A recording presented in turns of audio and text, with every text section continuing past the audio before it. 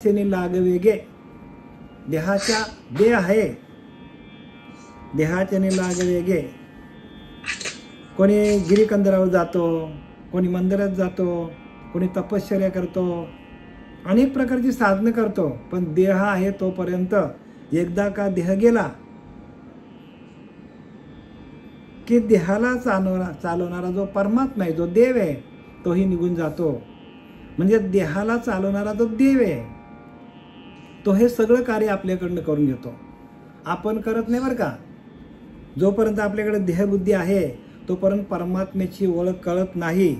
कारण देहबुद्धीच्या अंती सकळांस एकची प्राप्ती, एकच असती द्वितीय नसती, हे श्रुती वचन. देहबुद्धीच्या अंती सकळांस एकच प्राप्ती. मग आपल्याला एकाची प्राप्ती का होत नाही? एकच परमात्मा आहे सगळ्यांना चालवणारा. मग त्याची आपल्याला प्राप्ती का होत नाही? प्रत्येक माणसाला, प्रत्येक प्राण्याला, पशुपक्ष्यांना, झाडं झुडपांना, सगळ्यांना चालवणारा, सगळ्यांना वाढवणारा एकच परमात्मा आहे, वेगळा नाही आहे. तुमच्या आमच्यामध्ये जो परमात्मा आहे तोच झाडांमध्ये आहे. संपूर्ण सृष्टीमध्ये व्यापून उरलेला परमात्मा, व्यापून उरलेला बरं का. नुसतं व्यापून नाही, व्यापून उरतो. आणि म्हणून आपल्याला तो तारतो आणि मारतो. सगळ्यांना चालवणारा एकच आहे. मग एकाची ओळख आपल्याला का होत नाही? तर आपण एकाशी एकरूप होत नाही. तुम्ही आम्ही एकाशी एकरूप होणं हा आपला हा भक्ती मार्ग. तुमच्याच अंतरीच्या अंतरात्म्याशी एकरूप होणं ही भक्ती आहे. कारण तुमचा आतला गेला का बाहेर तुम्हाला परमात्मा जो बाहेरचा आहे तो जोपर्यंत तुमच्याकडे आतला आहे तोपर्यंत बाहेरचा दिसेल. आतला गेला तर म्हणजे परमात्म्याला राहण्याची जागा तुमच्या हृदयामध्ये आहे. परमात्मा कुठे राहत नाही बरं का. प्रत्येक जीवाच्या हृदयामध्ये राहतो. हृदयस्तु नारायण. नारायण कुठे राहतो? हृदयामध्ये राहतो. आणि तो हृदयातला नारायण कळण्यासाठी आपल्याला मनुष्य देह दिलेला आहे. 83,999 योन्या भगवंताने तयार केल्या, पण त्याला समाधान झालं नाही. पण ज्या वेळेला 84 लक्ष शेवटची योनी तयार झाली तर भगवंताला आनंद वाटला. अरे बापरे, म्हणजे मनुष्य चांगल्या प्रकारे उत्तम प्रकारे घडवला. आता हा माझं नामस्मरण करेल. पण तो नामस्मरणाला विसरला आणि तो देह मी देह असं त्याला वाटायला लागलं. म्हणजे देह मी देहच आहे. प्रत्येक माणसाचा हाच भाव आहे. पुढच्या वेळी आपल्याला हेच सांगतात बरं का. मी देह म्हणता कोटी ब्रह्मात्या. आपण स्वतःला ब्रह्म समजत नाही म्हणून सगळा घोटाळा आहे. आपणच परब्रह्म आहोत. 100% आपण परब्रह्म आहोत. मी तो वासुदेव तत्वता एकोहम शिवोहम. ते शिवतत्व मी आहे, ते वासुदेव तत्व मी आहे, वासुदेव. पण आपल्याला हे कळण्यासाठी गुरुला शरण जायचं. बाकी जे गुरु आहेत ते गुरु नाहीत आपले बरं का. ते समाज प्रबोधनकार आहेत. तुम्हाला तुमच्याच अंतरीच्या अंतरात्म्याशी एकरूप करणारा गुरु जोपर्यंत जीवनात येत नाही तोपर्यंत तुमचा कुठलाच प्रश्न सुटणार नाही. म्हणून लिहिले अहम ब्रह्मास्मी वाणी एक वेळ पडता कानी. अविद्या निंदा गेली पळोनी. तात्काळ जागी नला. ताबडतोब माणसाला जाग येतो. फक्त ती वाणी आहे अहम ब्रह्मास्मी. आपणच परब्रह्म आहोत हे आपल्याला कानात सांगतात, पण ते नामाच्या माध्यमातून सांगतात. श्री गुरु आपल्याला नामाच्या माध्यमातून सांगतात. आणि ते नाम कसं आहे? गुह्य आहे. कोणी कोणाला सांगत नाही. आणि त्या म्हणून तर संपूर्ण जी सृष्टी चाललेली आहे ते नामाच्या माध्यमातून चालतो. नामच परब्रह्म आहे. म्हणून माझी विभूती नाम सांगितलेली आहे. जशी पिंपल माझी विभूती आहे. विभूती आहे ना आपल्याकडे 10वा अध्याय ज्ञानेश्वरीमध्ये. त्याच्यामध्ये पिंपल माझी विभूती सांगतात, चंद्र विभूती सांगतात. भगवंत स्वतः सांगतो कृष्ण परमात्मा अर्जुनाला की पिंपल माझी विभूती आहे झाडांमध्ये. सर्व पर्वतांमध्ये हिमालय माझी माझी विभूती आहे. चंद्र माझी विभूती आहे, सूर्य माझी विभूती आहे. तसं नाम ही माझी विभूती आहे. मग त्या नामाची ओळख आपल्याला जर झाली नाही, त्या नामाची ओळख आपल्याला झाली नाही तर आत्तापर्यंत आपण केलेली पूजा जे काय असं आपल्याकडनं झालं असेल ते सगळं व्यर्थ आहे. हो, व्यर्थ आहे. आणि म्हणून नामाशी विनमुख नर पापी असं ज्ञानोबा सांगतात. ज्यांच्याकडे नाम नाही त्यांच्याकडे पाप हे सांगतात ज्ञानोबा सांगतात बरं का. हरिपाठामध्ये सांगतात, नामाशी विन्मुक्तो नर पापिया हरिविन धावया न पावे कोणी. हरीच तुम्हाला सोडवायला येईल. आणि हरी कुठे आहे?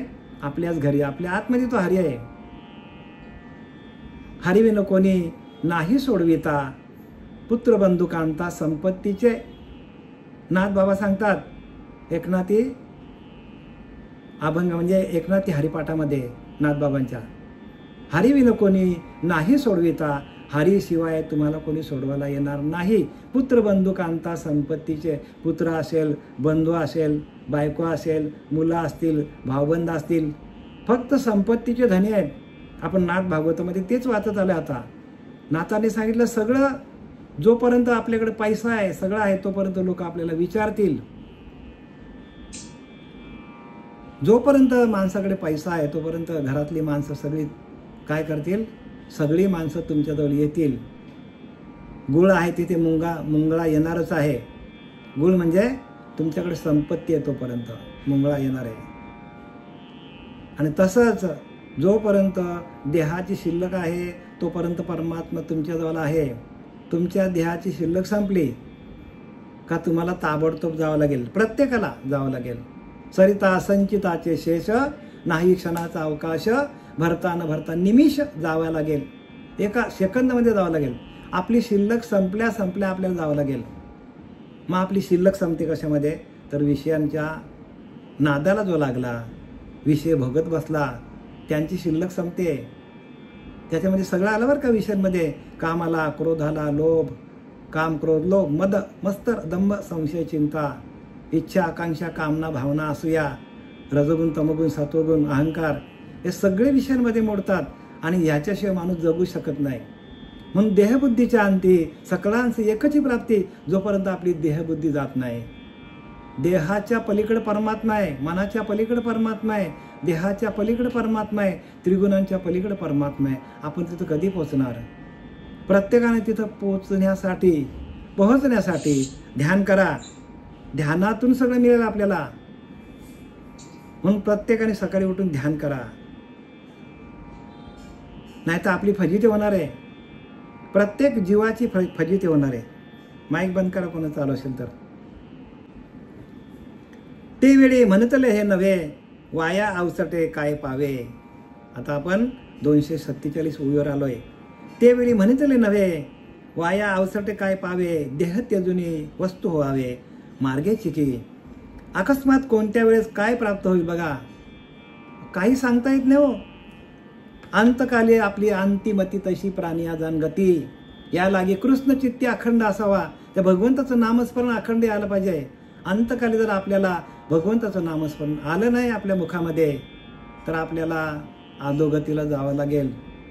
आणि एकदा का अधोगतीला गेल्यावर 84 लक्ष योनीमधून आपल्याला कधी आपल्याला मनुष्य देह मिळेल बोलू शकत नाही. याच देहामध्ये असताना आपल्याला भगवंताची प्राप्ती करायला पाहिजे. भगवंताची प्राप्ती जर आपल्याला या देहात मिळाली नाही, झाली नाही, तर मग इथं सगळा गेला आपला. जेवढा आपण कमवलाय तेवढा सगळा आपला डुबीत खात्यामध्ये जाणार आहे. गाडी आपली भंगारात निघणार आहे. एकदा गाडी भंगारात निघाली का ती परत तयार होत नाही, तिला भंगारात टाकावी लागतो. मग आपला देह भंगारात जाऊ नये म्हणून आपण काय करायला पाहिजे? सातत्याने सततम कीर्तयंतो माय यतस्तांश दृढवतः. सातत्याने भगवंताचं नामस्मरण करायला पाहिजे. म्हणून ही गोष्ट दूर राहू दे तर देहाची ब्रह्मप्राप्ती, देहांती ब्रह्मप्राप्ती करून घेण्यास मार्गच कशाला हवा. आता भगवंत पुढे जाऊन सांगतो, अरे बापरे, अरे अर्जुना, अरे बाबा अर्जुना, देहांती ब्रह्मप्राप्ती करून घेण्यास मार्गच कशाला हवा. कशाला देहांत? आपल्या देहाच्या अंतकाळामध्ये आपल्याला ब्रह्माची प्राप्ती करून घेण्यासाठी मार्ग कशाला मिळाला पाहिजे. बघा आता इथं काय सांगितलंय, लक्षात घ्या.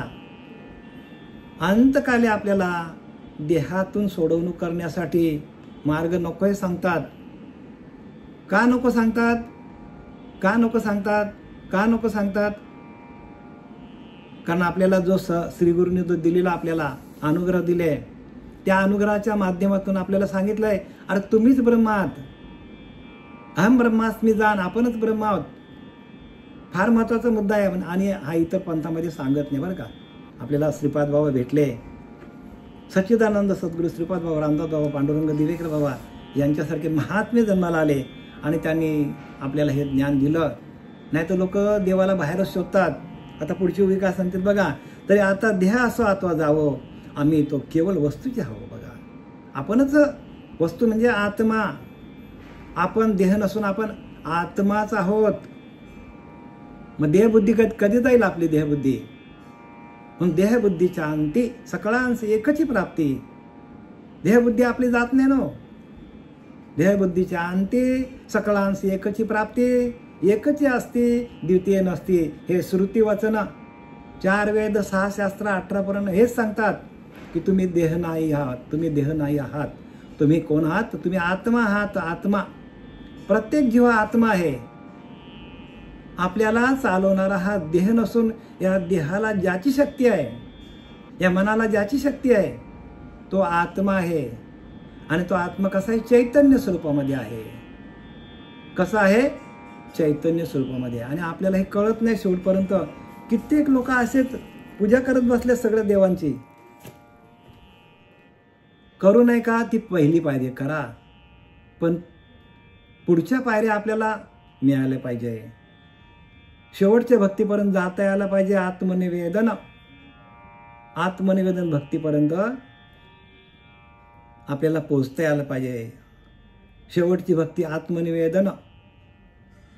आणि देवाशी व्हावे. आपलं शरीरच त्याला देता यायला पाहिजे.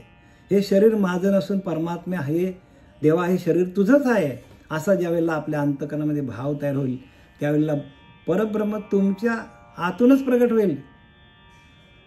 आतूनच प्रगट बरं का, बाहेरून प्रगटीकरण नाहीये. कित्येक जन्म आपण घेतले असतील याच्या आधी. देव मिळाला का आपल्याला?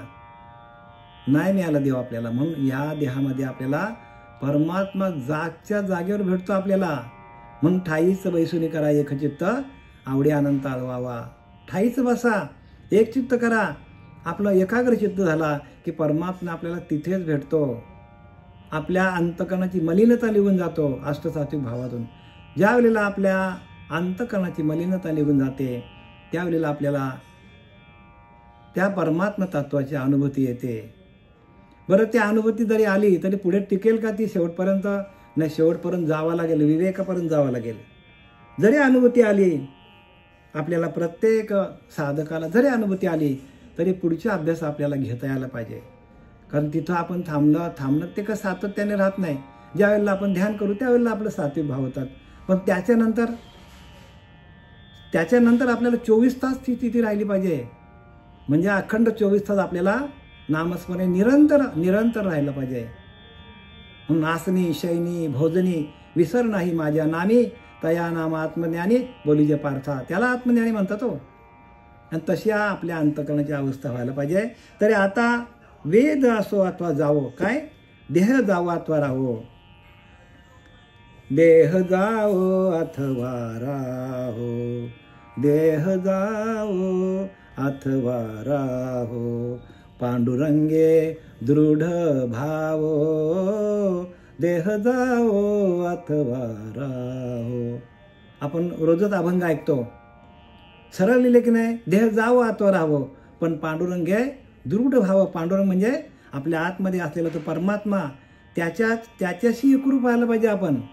आणि ते सोडून आपण सगळं करतो. तीर्थाला जा, घरातल्या पूजा करा,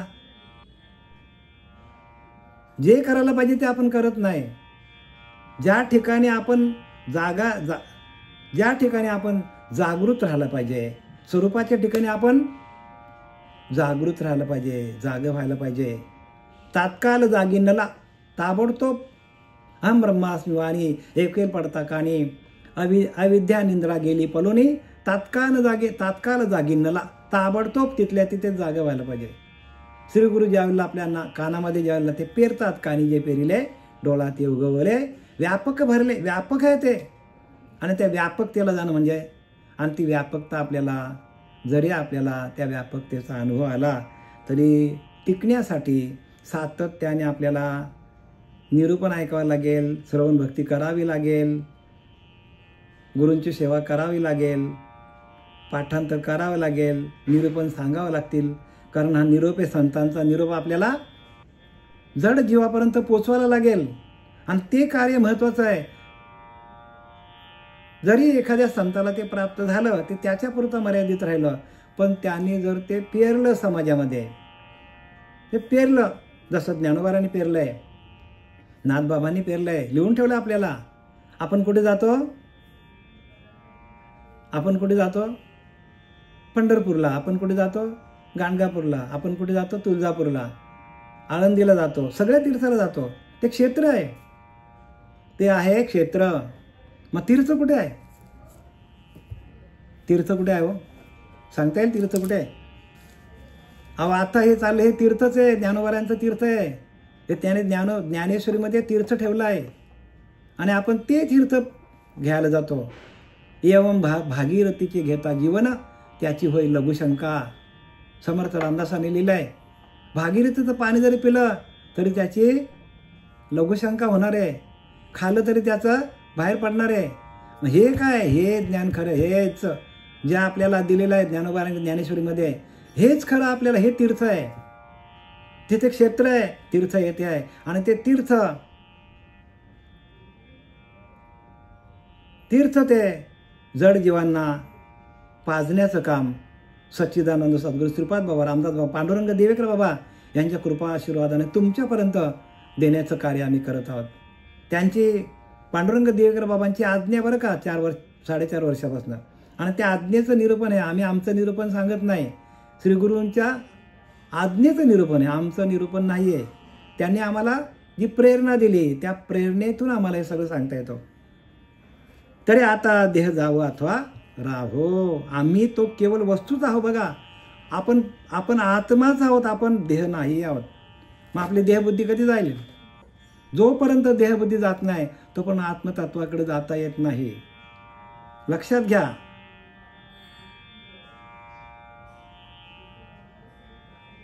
प्रत्येकाने बारकाईने श्रवण करा, सर्व अंगाचे कान करा.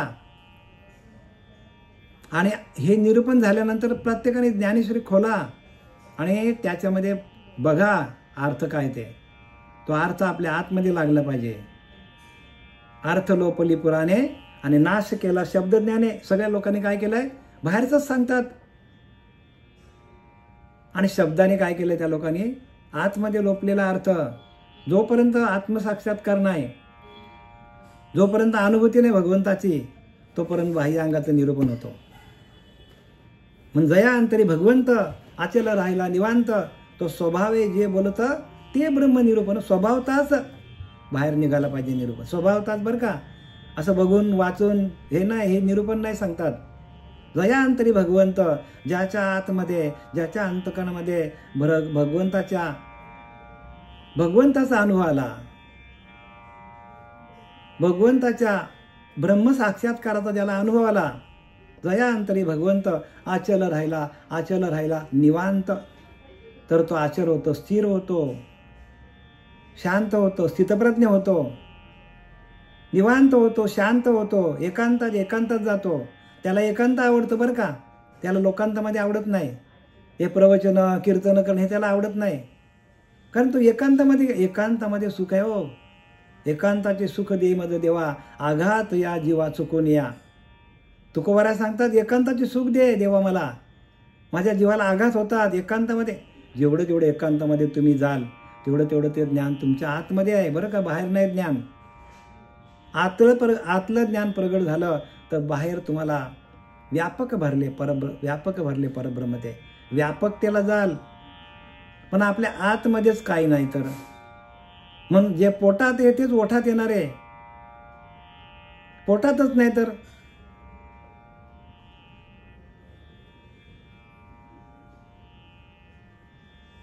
मग पती जन्माला माझे उदरी आणि मी झालो तयांची नवरी. पतिव्रता धर्म माझा आणि सर्वतोपरी पती भोगिताचे ओझा. तुकोबारा सांगतात, पती जन्माला माझे उदरी. बघा कुठे कुठे काय आपल्याला बरंच काय बोलता येईल, पण आपण ओव्यांकडे येऊया. का जे दोरी सर्पत्व वावो दोराची कडुनी. आता इथे त्यांनी दृष्टांत दिला बरं का ज्ञानोबारांनी. भगवान ज्ञानोबा सांगतात की एखादी दोरी बरं का, एखादी रात्रीच्या वेळेला आपण गेलो अंधारामध्ये, शेतावर गेलो म्हटला, शेतावर गेलो आपण समजा, पूर्वीच्या काळी आपल्याला शेती होती बरं का, आता पण लोकांना शेती भरपूर आहे. शेतावर गेलो आपण आणि आपण रात्री तिकडनं आल्यानंतर आपल्या पायाला एक मोठा काहीतरी असा लागला जोरात आणि आपल्याला वाटलं साप आहे. मग आपण काय करतो, आपल्याला वाटलं साप आहे, मग आपण काय करतो, पळत पळत घरी जातो. पायाला सापाची शेपटी लागली, धावत धावत घरी गेला आणि डोक्यामध्ये तेच विचार, रे बापरे चावला असता, रे बापरे चावला असता. मग घरी गेला 5 मिनिटं धावत धावत आणि बॅटरी घेऊन आला, बघूया कुठे गेला साप तो. कारण सापाची भीती असते ना वाड्यामध्ये, प्रत्येकाची वाडे होते पूर्वीच्या काळी. आला बॅटरी घेऊन शोधत शोधत शोधत आणि बॅटरी मारली, बघतो तर दोरी आहे. मग त्याची जी जाण्याने म्हणजे 10 मिनिटं झाली, त्या 10 मिनिटामध्ये त्याने विचार काय केला, अरे बापरे आपल्याला चावला असता, मग आपल्याला डॉक्टरकडे जायला लागला असता, मग आपल्या अंगामध्ये विष आला असता. म्हणजे जी काय भीती आहे ती भीती त्याला बसली होती. ती भीती त्याची कधी दूर झाली भीती, ज्या वेळेला त्याने टॉर्च आणली, बॅटरी मारली आणि त्यावेळेला त्याने अरे बापरे हे साप नसून दोरी आहे. तसं आपल्याला जोपर्यंत आपण परब्रह्म आहोत याची अनुभूती येत नाही, देव आपण बाहेर शोधतो, आपण परब्रह्म आहोत, त्या आत्मस्वरूपाची ज्योत ज्या वेळेला आपल्या आतमध्ये प्रगट होईल, त्या आत्मस्वरूपाचा अनुभव जेव्हा आपल्याला आतमध्ये येईल, त्यावेळेला आपला दोरीवरचा भ्रम निघून जाईल बरं का. दृष्टांत कोणी सांगेल, सिद्धांत सांगू शकत नाही. सिद्धांत सांगण्यासाठी आतमध्ये सिद्ध अवस्था लागते त्याला. ज्याच्या आतमध्ये सिद्ध अवस्था प्राप्त झाली, जे संत आहेत, जे एकांतामध्ये जातात, सातत्याने ध्यान चिंतन करतात, त्यांनाच दृष्टांत सांगता येतो. मग इथे दृष्टांत काय सांगितला की ती दोरी नाही, साप नव्हता, ती दोरी होती. कधी प्रकाश पडल्यावर, बॅटरीचा प्रकाश पडल्यावर, टॉर्च मारल्यावर. तसं तुम्ही गुरुला शरण गेल्यानंतर तुम्ही देह नसून तुम्ही कोण आहात, तुम्ही आत्माच आहात. मग तो प्रकाश कधी पडतो तर अहम ब्रह्मास्मी वाणी एक वेळ पडता कानी. एक वेळ आपल्या कानावर फक्त पडली बस, गुरु सांगतात अरे तूच ब्रह्म आहेस. त्या नामाचा आपल्याला उद्बोध करतात आणि बोध देतात आपल्याला की आपणच परब्रह्म आहोत, ठामपणे सांगतात. आणि ते आपल्याला अनुभूती नामातून येतो. कशातून येतो? नामातून येतो ना. नामाचं ध्यान करता करता, चिंतन करता करता तशी आपल्याला अनुभूती येते आणि नंतर आपल्याला अनुभव येतो की आपणच परब्रह्म आहोत. परब्रह्म ते सकळान परते तयास पाहता आपणच परब्रह्म आहोत. पण हे कळे अनुभवामध्ये आपल्याला अनुभव यायला पाहिजे. सद्गुरू केली या बघा काय लिहिले, स्पष्ट लिहिले की नाही रामदास स्वामींनी. सद्गुरू केल्यानंतर आपल्याला तसा अनुभव येतो. परब्रह्म ते सकळान परते तयास पाहता आपणच ते, पण हे कळे अनुभवमध्ये सद्गुरू केली या. म्हणजे आपल्याला अहम ब्रह्मास्मी वाणी जे आपल्याला देणारे सद्गुरू जोपर्यंत जीवनात येत नाही, श्रीपाद बाबासारखे, पांडुरंग दिवेकर बाबासारखे, तोपर्यंत आपल्याला जे काय बाहेर चालले ते खरं वाटतं, पण बाहेर खरं नाही, सगळं आतमध्येच खरं आहे. आणि आपण खोट्याच्या मागे चाललोय. सगळं खोटीची खोटे हो, सगळंच खोटं चाललंय. पण खऱ्याकडं कोणी वळत नाही का? तर खरा करण्यासाठी आपल्याला पुण्याही लागतो बहुत जन्माचे, शेवटी नरदेहाची प्राप्ती. आणि नरदेह जरी प्राप्त झाला तरी आपल्याकडे शिल्लक असेल तरच आपल्याला ह्या ब्रह्म साक्षात्काराचा आपल्याला अनुभव येतो. शिल्लक असेल तर, किंवा गुरुकृपा असेल तर, तसा गुरु मिळाला तर, जर तरच्या गोष्टीत बरं घ्या. तरी आता देह असो अथवा जावो, तो केवळ वस्तूचे हवो, का जे दोरीस सरपत व्हावं दोराची कडुनी.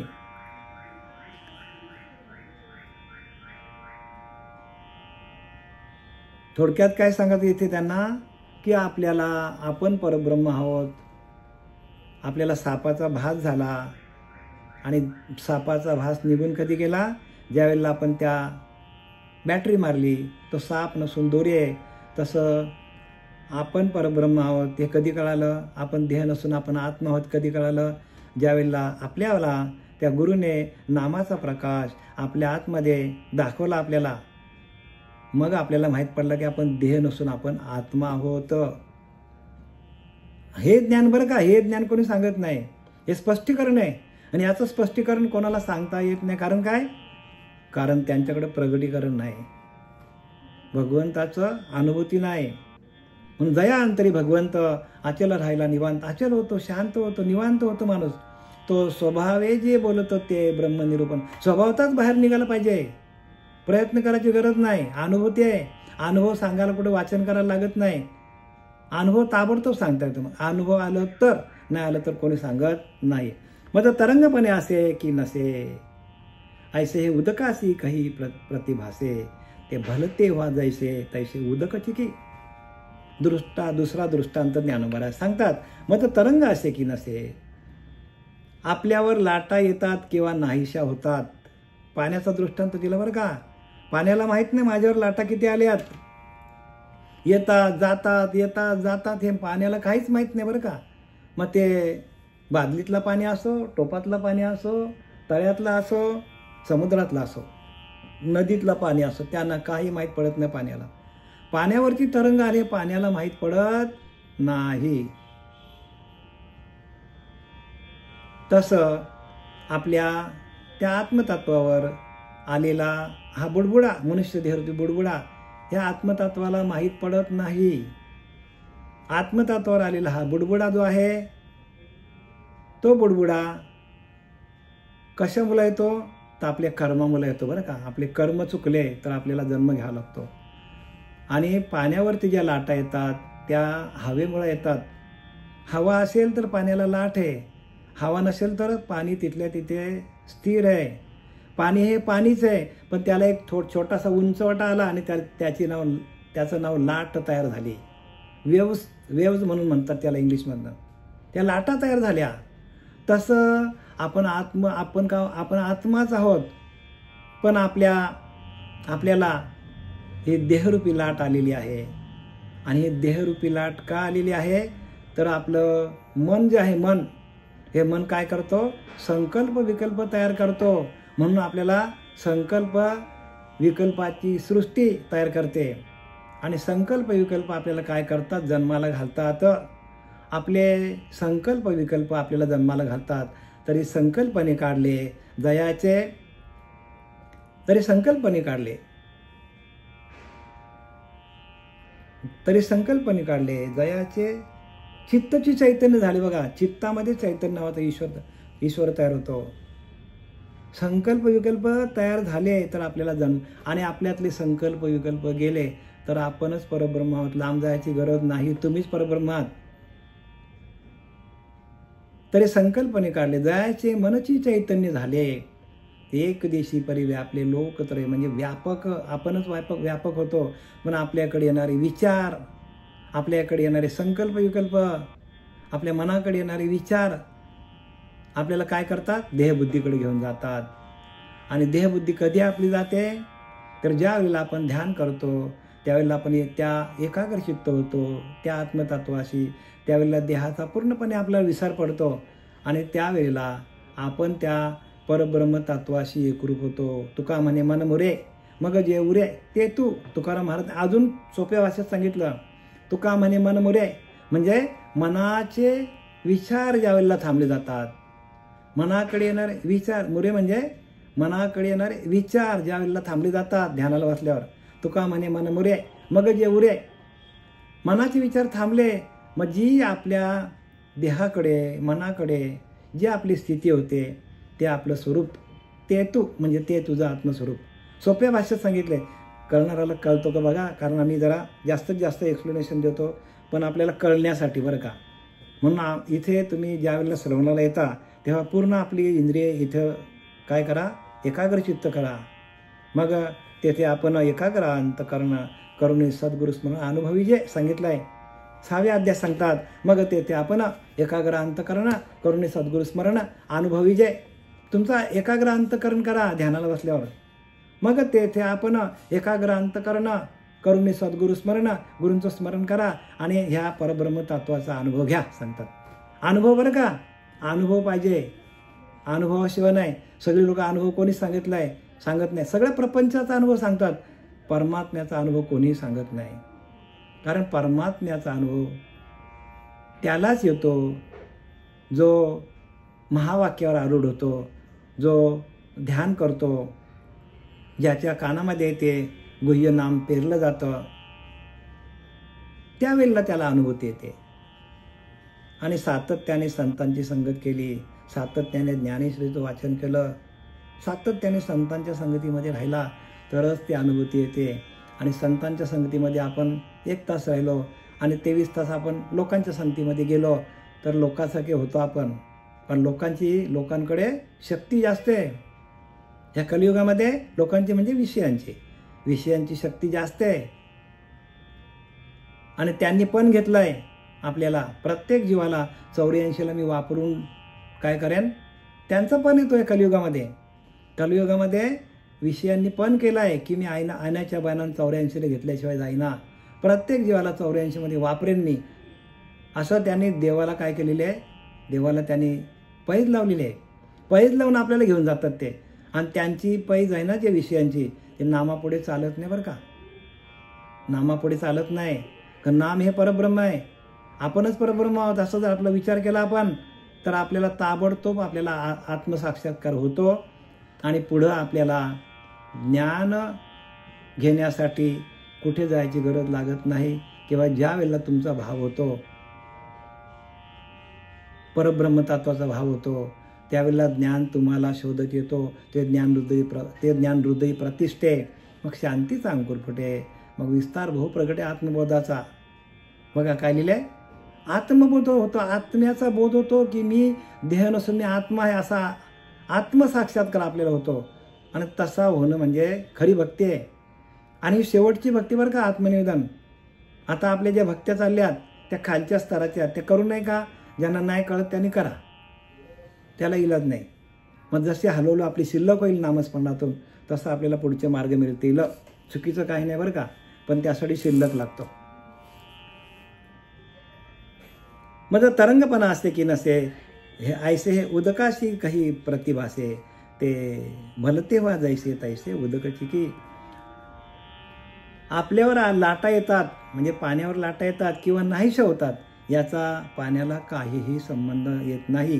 कारण ते केव्हाही पाहिले तर पाणीच पाणी कायम असते. बघा पाणीच असते हो, फक्त पाण्यावरती हवा आली, हवा आल्यामुळं आपल्याला ती लाट तयार झाली. हवा नाही तर लाट नाही, तसं आपणच परब्रह्म आहोत. पण आपल्यावरती आलेले विचार, आपल्या मनाचे विचार, आपल्या मनाकडे आले संकल्प विकल्प, त्याच्यामुळे आपण देहतत्वावर येतो, देहबुद्धीवर येतो. आणि आपल्यातले संकल्प विकल्प गेलो की आपणच परब्रह्म आहोत. एवढा सोपा परमार्थ आहे, एवढा सोपा आहे. पण कळण्यासाठी पुण्याही लागतो. काय लागतो? पुण्याही लागतो त्याला. अनेक काय लिहिले, अनंत जन्माची पुण्याई घडे, तरीच परमार्थ जोडे. आणि मुख्य परमात्मा तुडे अनुभवाशी आपल्याला अनुभवायला येतो, 100% अनुभवायला येतो बरं का. पण त्या अनुभवासाठी आपल्याला सद्गुरूंची सातत्याने, आणि तसा सद्गुरू मिळाला पाहिजे बरं का आपल्याला. नाही तर तसा सद्गुरू मिळाला नाही तर मग इथे कोणाची बाय काय केले, ज्याचे त्याने अनहित केले, आपलं आपण अनहित करतो. तरंगाकार न जन्निजे, तरंगाकारे न जन्मेची, ना तरंगलोपे न निमेची. तरंगाकारे न जन्मेची, ना तरंगलोपे न निमेची. तेवी देही जे देहेची वस्तू जाहले. म्हणजे काय सांगतात, ते पाणी लाटा उत्पन्न झाल्यामुळे जन्म पावत नाही. काय झालेलं आहे, पाण्यावरती आलेल्या लाटांमुळे, लाटा उत्पन्न झाल्यामुळे पाणी जन्म पावत नाही. म्हणजे पाण्यावरती लाटा येतात आणि ती लाट पाण्यातून निर्माण होते. लाट जन्माला येत नाही, लाट पाण्याचीच होते.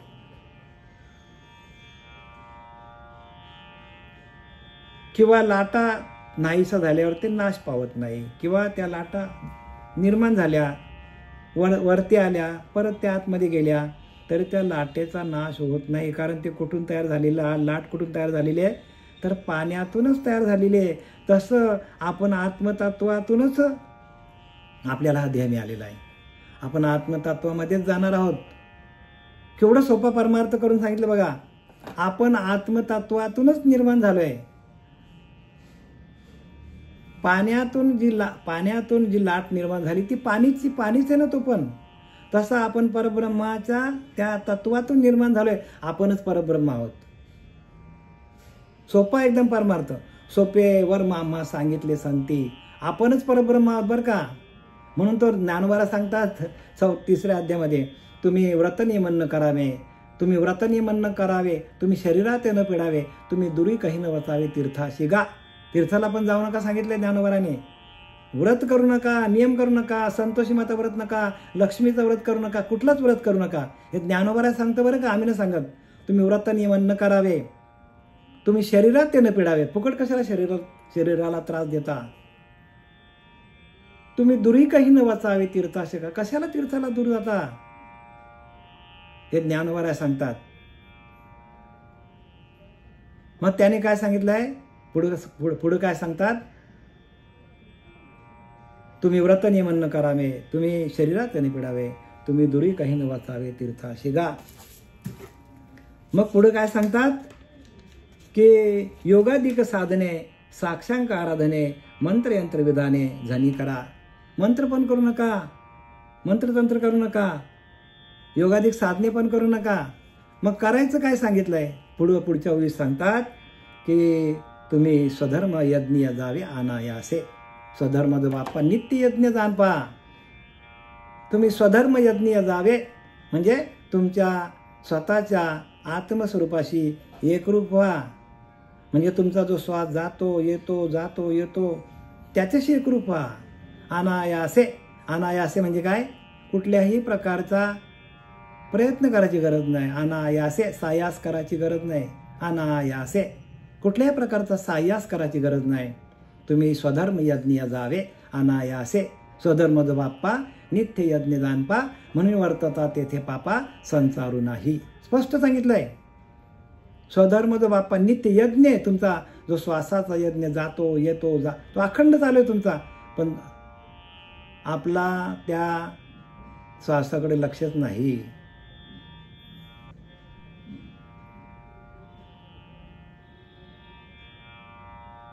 म्हणून जो श्वासाला सोडतो ना, जो श्वासावरती भजन करत नाही तो जातो नरकाला जातो सांगतात. श्वासावरती भजन ज्याने केलं नाही त्याला नरकाला जावं लागेल. जो मुकला श्वासाला तो जातो या नरकाला. सरळ सरळ लिहिले. मग आपला श्वास हाच आपला देव आहे. प्रत्येकाने लक्षात घ्या. श्वास आपला बंद पडला का आपण गेलो. आपल्या घरावर गर्दी लगेच. मग देव होता पण देव निघून गेला. मग कुठल्या देवाची पूजा करायला पाहिजे. श्वासावरती हो. श्वासच आपला देव आहे. इथं तेच सांगितलंय, तुम्ही देवांतरानं भजावे. तुम्ही हे सर्वता काही न करावे. कुठल्याच देवाची पूजा करू नका. ज्ञानोबा सांगतात किती अध्यायामध्ये, 3ऱ्या अध्यायामध्ये आणि 10वा श्लोक आहे बघा. 3ऱ्या अध्यायामध्ये वाचा. हे झाल्यानंतर 3ऱ्या अध्यायामध्ये 10व्या श्लोकामध्ये 79 ओळी सांगतो की तुम्ही देवांतरानं भजावे. हे सर्वता काही न करावे. तुम्ही स्वधर्म यज्ञ जावे अनायासे. जो तुमचा चालू आहे अखंड श्वास जातो येतो त्याच्यावरती भजन करा सांगितलं आहे. आणि जरा शोधा हो. काय माहिती का, ज्ञानेश्वरी शोधा जरा. नुसता नामजप नामस्मरण तुम्ही करता, पण तुम्हाला मगाशी सांगितलं तुम्ही क्षेत्राला जाता, पण तीर्थ आपल्या घरात दिलंय. घरात तुमच्या घरात ज्ञानेश्वरी हे तीर्थ आहे. आणि ते कधी आपण श्रवण करणार. म्हणून तीर्थ हे तुम्हाला पिऊन मी तुम्हाला मगाशी सांगितलं, एवम भागीरथीचे घेता जीवन त्याची होय लघुशंका. कितीही आपण पाणी पिला तरी त्याची लघुशंका होणार आहे. आणि जे कानातून जे तीर्थ जाईल ज्ञानोबऱ्यांचं ते काय करेल आपला अंतःकरण. अंतरी गेली अमृत बाह्य काया लखलखीत. आतमध्ये ते अमृत जायला पाहिजे. ज्ञानामृत आहे. अमृत कोणतं आहे. ज्ञानामृत आहे. नामस्मरण अमृत आहे. नामामृत आहे. ज्ञानामृत आहे. दिव्य आहे ते. आणि ते काय करतो, आपली दृष्टी आपली सृष्टी आपलं अंतःकरण दिव्य करून टाकतो. म्हणून दिव्यत्वाची जेथे प्रचिती तेथे कर माझे जुळती. भगवंत कसा आहे, दिव्य स्वरूपामध्ये आहे. प्रकाशमान आहे, चैतन्यमान आहे. ना अनाहत स्वरूपात आहे, आनंद स्वरूपात आहे. आणि आपण त्याच्या मागे ते सगळं सोडून आपण काय करतो, सगळी व्रत नियमन करतो. म्हणून ते लिहिले, तुम्ही व्रत नियमन न करावे, तुम्ही शरीरात न पिडावे, तुम्ही दुरी काही न वसावे, तीर्थाशी गा, तीर्थाला जाऊ नका सांगितलं आहे. हे मी म्हणत नाही बरं का. ज्ञानोबारांची अध्याय 3 अध्याय काढा, 10 श्लोक वाचा, 19 ओवी वाचा, 3-4 ओवी वाचा, त्या सांगतील तुम्हाला ज्ञानोबरा. आणि एवढं स्पष्टीकरण तुम्हाला देणार आहे कोण मला सांगा? ज्यांना अनुभवतील तेच देतील. ज्यांना अनुभव आले तेच सांगतील. अनुभव आले ते या जगात येत असे. आणि तसा अनुभव तुम्हाला आम्हाला येईल. आणि तसा अनुभव येण्यासाठी आपल्याला सातत्याने आत्मचिंतन श्रवण करायला पाहिजे. श्रवण भक्ती सगळ्यात श्रेष्ठ भक्ती आहे. सगळ्यात श्रेष्ठ भक्ती मनुष्याला मिळालेली आहे. सगळ्यात श्रेष्ठ ती म्हणजे श्रवण. आणि म्हणून आम्ही तुमच्या प्रत्येकाच्या मागे लागतो. बाबांनो, श्रवणाला या, प्रवचन ऐकायला या. कशासाठी सांगतो तुम्हाला? कारण ह्याच्याने काय तुमचा फायदा हो. जया नाही श्रवण स्वार्थ, तिथे कैसा हो परमार्थ. मागे केले तितुके व्यर्थ श्रवण विना. ध्यान करा, श्रवण करा, चिंतन करा.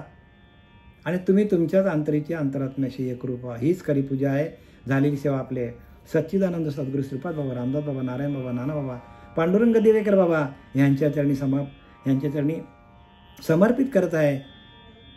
पुंडलिका वरदे हरी विठ्ठल श्री ज्ञानदेव तुकाराम, पंढरीनाथ भगवान की जय. माऊली ज्ञानेश्वर महाराज की जय. जगद्गुरु जगदवंदे तुकाराम महाराज की जय. शांती ब्रह्म एकनाथ महाराज की जय. अवधूत चिंतन श्री गुरुदेव दत्त.